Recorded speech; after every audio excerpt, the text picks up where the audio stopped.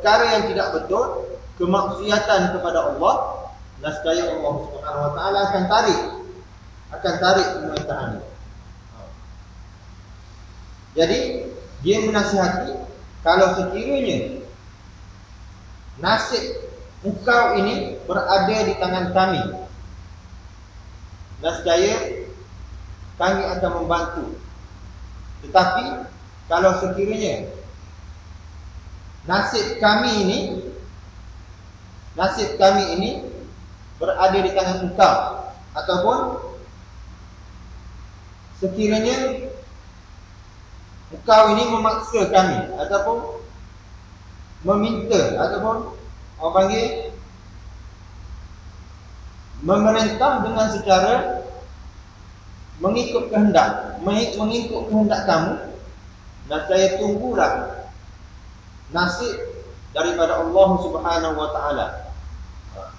Jadi dia menasihati pemimpin Mesir, iaitu Husni Mubarak, pada ketika itu sebelum dia meninggal, dan dia mengatakan, mungkin wahai Amirul Mukminin, pemimpin negara, mungkin ini adalah pertemuan yang terakhir kita, dan dalam pertemuan ini aku nak menasihatkan kepada kamu. Jadi apa yang dinasihatkan, kamu patut dia pun meninggal dunia. Syekh Mutawalli Asy-Sya'rawi. Lalu kalau kita lihat sekarang ni, apa yang terjadi pada Mesir setelah sekian lama Mesir diperintah oleh rejim Husni Mubarak yang menindas rakyat, yang tidak memberi keadilan kepada rakyat, yang tidak memberi kebajikan kepada rakyat, yang menindas, yang mengambil harta rakyat berleluasa, digunakan untuk kepentingannya. Tengok sekarang ni dia terlantar di hospital, sakit, digulingkan oleh rakyat sendiri. Bila rakyat tidak percaya kepada pemimpin, ini yang kita bimbang. Oleh yang demikian, kita lihat di negara kita, fahaman sekularisme Al-Almaniyah telah menular di seluruh dunia. Bukan di negara kita saja. Di Turki tadi saya sebut, di Mesir, di Tunisia, di Asia Tenggara, Asia Tengah, di seluruh negara, fahaman ini telah menular. Orang-orang Kristian dia menjalankan tugas, iaitu orang Kristian ini menjalankan tugas secara senyap, secara slow. Orang panggil dia mencocok, orang panggil dia menggunakan jarum yang kecil untuk menarik orang-orang Islam supaya mengikut dia. Kalau kita tengok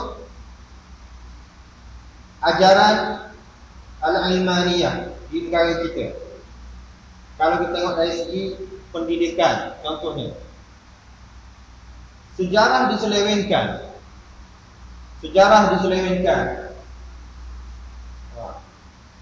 Jadi kalau kita tengok sejarah, contohnya sejarah Tok Jangguk, sejarah Abdul Rahman Limbo, pemimpin-pemimpin Islam yang melawan dengan tentera Eropah ni. Tentera British ni. Tidak diceritakan. Ini adalah salah satu ajaran Al-Almaniyah. Dia tidak menceritakan kebenaran. Begitu juga dalam pendidikan, dicampur ikhtilaf, diajar bercampur di antara lelaki dan perempuan. Okey. Sebab dia mengatakan bahawa bila tak duduk dekat ni dia main. Jadi bila duduk dekat contohnya budak lelaki, budak perempuan, dia mana nak main? Memang dia malu nak main.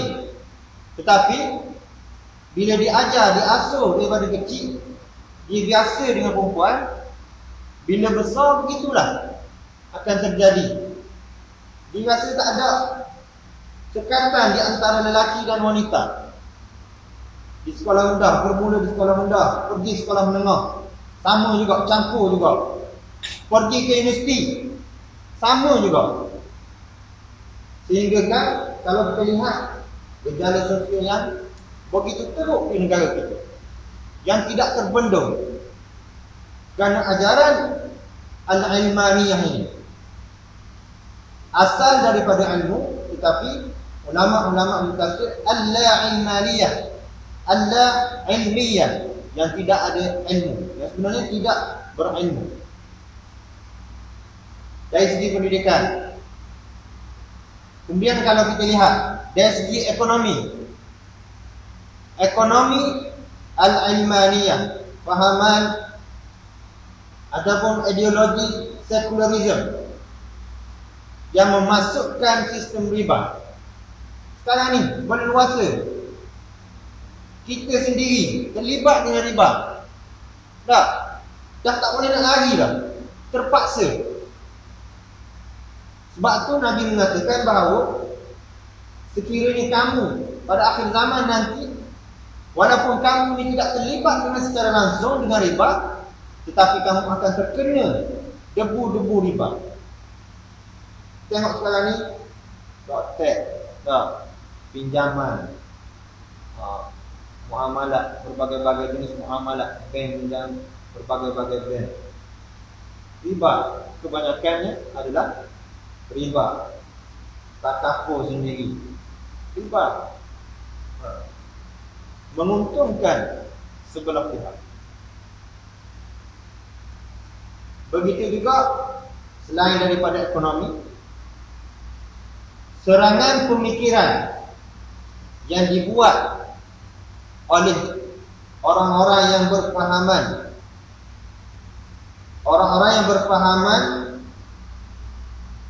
al-ilmaniyah, sekularisme ini, di antaranya ialah media massa.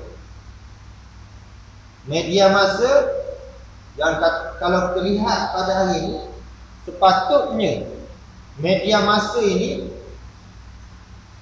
memberikan berita yang terbaik kepada rakyat, berita yang tidak seleweng, berita yang tidak tipu, berita yang tidak merosakkan rakyat. Tetapi pada hari ini kalau kita lihat, media di negara kita memainkan peranan untuk merosakkan rakyat, menipu, dan pada akhir-akhir ini menayangkan gambar-gambar yang tidak sepatutnya ditayang. Begitu juga selain daripada media, khabar, TV. TV merupakan jarum yang halus. Jarum yang halus yang lama-lama menyebabkan lebam, menyebabkan seorang itu mati disebabkan jarum ni. Diserang kita dengan TV.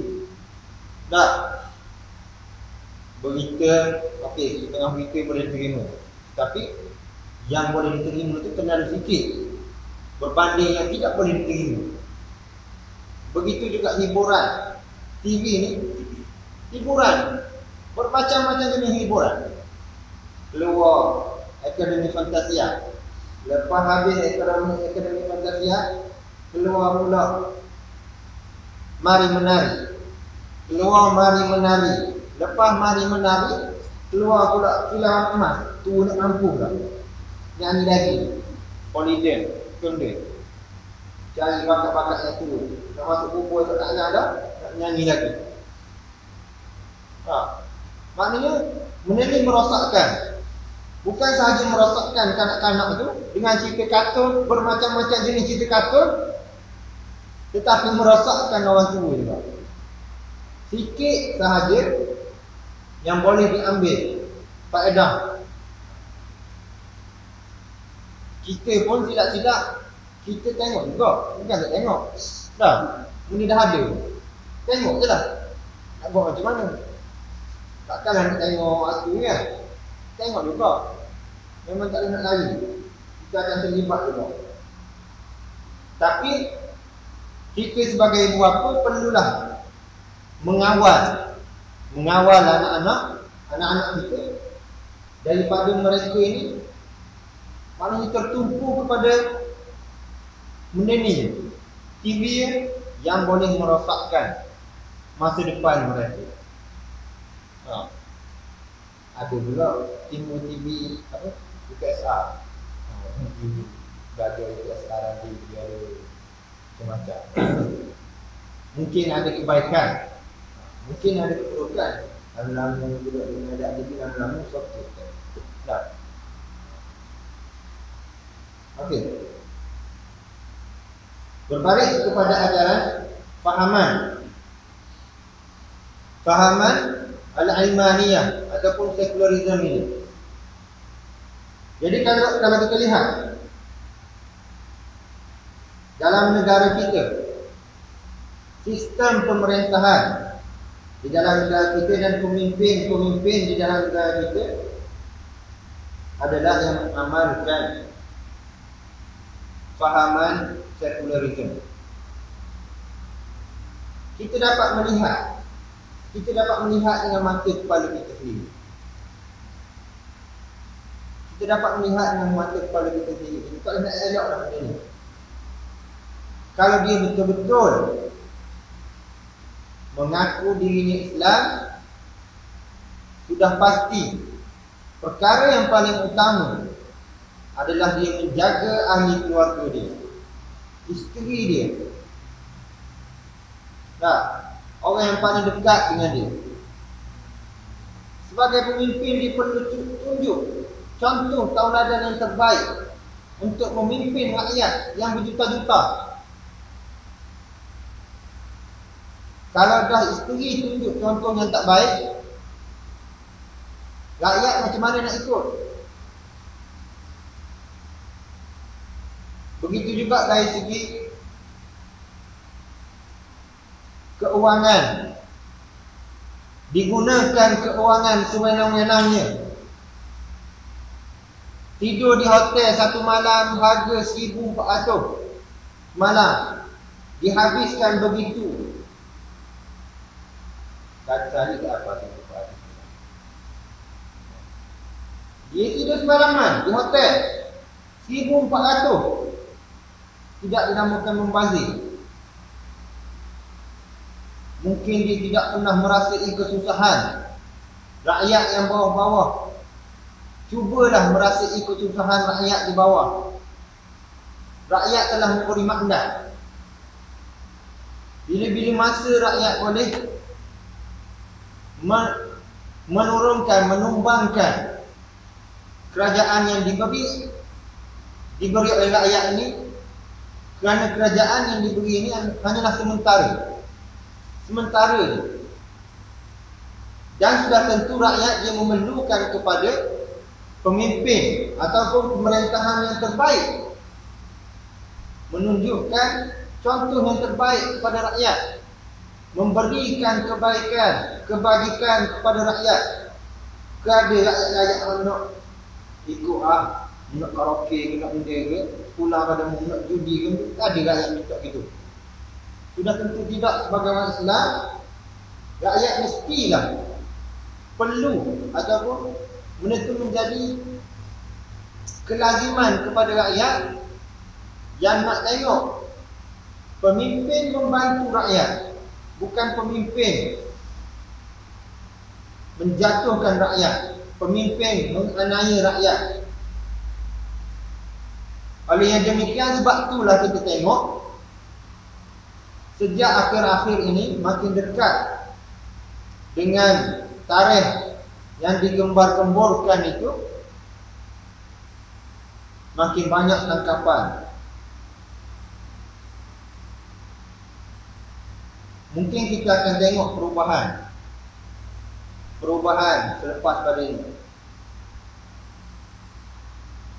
Kalau di Mesir boleh jatuh, di Tunisia boleh jatuh, tak mustahil di negara kita boleh jatuh.